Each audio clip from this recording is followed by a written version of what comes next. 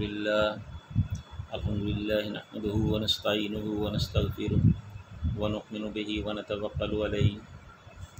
أما بعد أعوذ بالله السميع العليم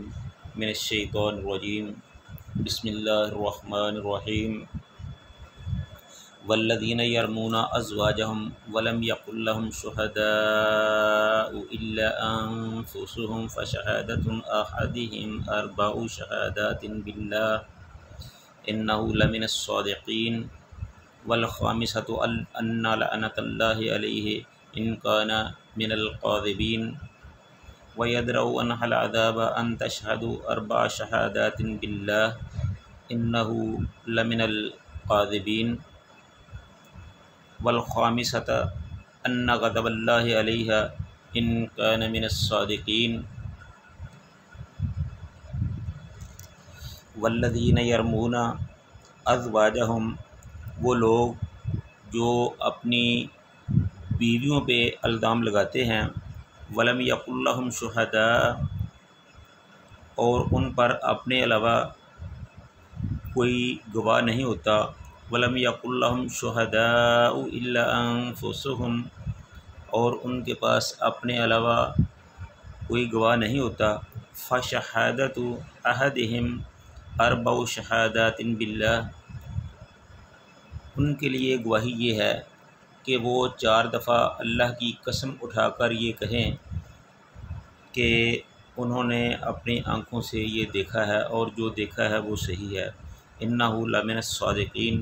بے شک وہ جو کہہ رہا ہے وہ صحیح کہہ رہا ہے، جو الزام لگا رہا ہے وہ صحیح لگا رہا ہے، والخامسۃ ان لعنۃ اللہ علیہ ان کان من الکاذبین،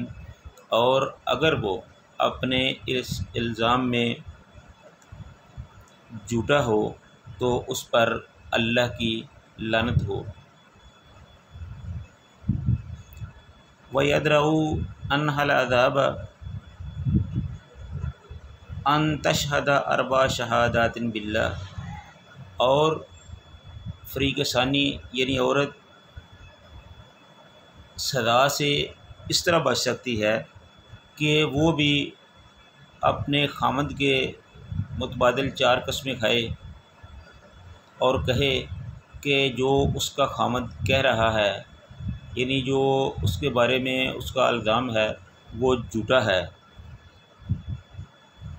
یعنی اس کا خامند جھوٹ بول رہا ہے، والخامسۃ ان غضب اللہ علیہ ان کان من الصادقین، اور 5ویں دفعہ عورت یہ کہے کہ اگر اس کا خامند سچا ہے تو مجھ پر اللہ کا غضب نازل ہو۔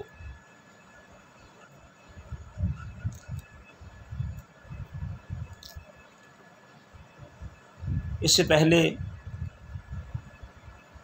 آیت میں اللہ تعالیٰ نے پاک دامن عورتوں پر تہمت لگانے والے کے لیے سزا مقرر کی ہے، جسے حد قذف کہا جاتا ہے، کہ اگر وہ اپنے الزام میں 4 گواہ پیش نہ کر سکے تو اس کو 80 کوڑے لگائے جائیں گے، وہ خود مجرم تصور کیا جائے گا۔ تو یہ چونکہ ایک ان کے اپنے گھر کا مسئلہ ہے، جو اپنی آنکھوں سے اپنی عورت کو کسی دوسرے کے ساتھ دیکھ لیتا ہے تو پھر اس کی غیرت کا تقاضا ہے کہ وہ اس کے ساتھ نہیں چل سکتا، اس کو اپنے ساتھ نہیں رکھ سکتا، اس کے ساتھ وہ دونوں ایک گھر میں نہیں رہ سکتے۔ تو اس چیز کو اللہ تعالیٰ نے ختم کرنے کے لیے، یہ شکوک و شبہات کا سلسلہ ختم کرنے کے لیے اللہ تعالیٰ نے اس کا یہ حل نکالا ہے کہ جو خامند اپنی بیویوں پر الزام لگاتے ہیں اس میں یہ حکم تھا کہ جو مرد یا جو بھی اور کوئی بھی عورت یا مرد کسی دوسرے عورت یا مرد پر الزام لگاتے ہیں تو اس کے لیے 4 گواہ پیش کرے، اگر وہ 4 گواہ پیش نہیں کر سکے گا تو پھر اس کو 80 کوڑے لگائے جائیں گے، جسے حد قذف کہا جاتا ہے۔ اور یہاں یہ مخصوص چیز ہے کہ جو خامد اپنی بیوی کو کسی غیر حالت میں دیکھے تو اس کے لیے کیا حکم ہے۔ تو اس سلسلے میں اللہ تعالیٰ نے فرمایا کہ جو خاوند اپنی عورت کو ناجائز حالت میں کسی مرد کے ساتھ دیکھ لے تو اسے چاہیے کہ اگر اس کے پاس گواہ نہیں ہے، اسے چاہیے کہ وہ بھی گواہ لائے، لیکن اگر اس کے پاس گواہ نہیں ہے تو پھر اس کا حل یہ ہے کہ وہ آدمی، وہ خاوند 4 قسمیں اٹھائے، اللہ کی 4 قسمیں اٹھا کے کہے کہ میں نے اپنی آنکھوں سے یہ سب دیکھا ہے اور جو میں الزام لگا رہا ہوں اس میں میں سچا ہوں۔ تو جب وہ اتنی بات، اور 5ویں دفعہ وہ یہ کہے گا کہ اگر میں اپنے الزام میں جھوٹا ہوں تو مجھ پہ اللہ کی لعنت ہو، یعنی کہ اگر میرا الزام غلط ہے یا میں جھوٹ بول رہا ہوں تو مجھ پہ اللہ کی لعنت ہو۔ جب وہ یہ بات کہے گا تو پھر وہ عورت اس کے لیے حرام ہو جائے گی اور اس پر حد جاری کر دی جائے گی۔ اب اس کے بعد جو دوسری بات اللہ تعالیٰ نے بتائی ہے وہ یہ ہے کہ عورت کو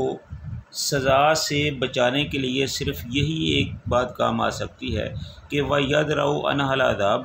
أَن تَشْهَدَ أَرْبَعَ شَهَادَاتٍ بِاللَّهِ، کہ جس طرح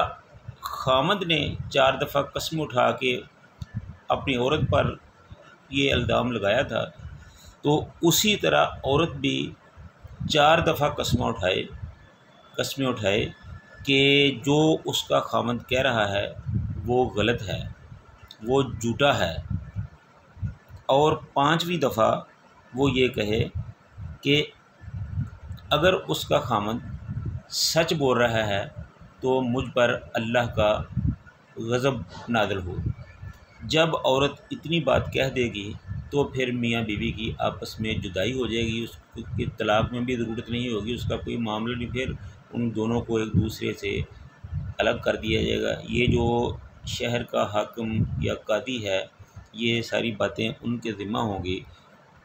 تو جب ان کو ایک دوسرے سے الگ کر دیا جائے گا تو پھر ان کا باہمی رشتہ جو ہے